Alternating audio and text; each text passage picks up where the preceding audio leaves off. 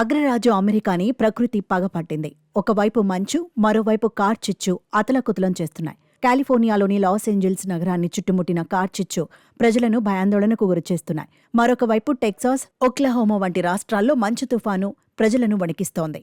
కాలిఫోర్నియాలో మంటలు పెద్దగా వ్యాప్తి చెందుతున్నాయి. లాస్ ఏంజల్స్ పరిసర ప్రాంతాల్లో మంటలు విస్తరిస్తున్నాయి. దాదాపు 13,000 ఇళ్లతో పాటు ఇతర కట్టడాలు కాలిబూడిదయ్యాయి. ఇప్పటివరకు 12 మందికి పైగా మరణించారు. ప్రస్తుతం పాలిసేడ్స్ ప్రాంతంలో మంటలు తీవ్రంగా ఎగిసిపడుతున్నాయి. దీంతో అక్కడి ప్రజలను సురక్షిత ప్రాంతాలకు తరలిస్తున్నారు. బ్రెంట్వుడ్, గెట్టి సెంటర్ వంటి ప్రాంతాలను ఖాళీ చేయాలని సూచనలు చేశారు. మరోవైపు కార్చిచ్చు మంటలను అదుపు చేయడానికి అగ్నిమాపక సిబ్బంది తీవ్రంగా ప్రయత్నిస్తున్నారు. కార్చిచ్చులను అగ్నిమాపక సిబ్బంది అదుపు చేయడంలో విఫలమవుతున్నారు.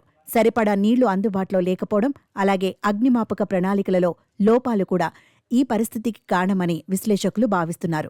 వాణిజ్య భవనాల మంటలను అదుపు చేసే సాధనాలు ఉండటానికి అపార్ట్మెంట్లు లేదా పెద్ద భవనాలు మంటల్లో చిక్కుకున్నప్పుడు విమానాలను రంగంలోకి తరలించటం తప్ప మరే ఇతర మార్గం లేదు. ఆ సమయానికి గాలిలో వేగం ఎక్కువగా ఉండటంతో విమాన సర్వీసులలో అంతరాయం ఏర్పడింది.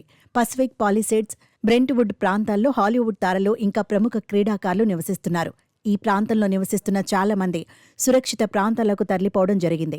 మరోవైపు ఇదే సమయంలో అమెరికాలోని ఇతర రాష్ట్రాల్లో మంచు తుఫాను ప్రభావం పడి వణికిపోతున్నాయి. టెక్సాస్, ఓక్లహోమా ఇంకా మరికొన్ని ప్రాంతాల్లో మంచు తుఫాను కారణంగా రహదారులపై మంచు పేరుకుపోయి వాహనాలు నిలిచిపోయాయి. విమాన సేవలు కూడా తీవ్రంగా అంతరాయం ఏర్పడింది.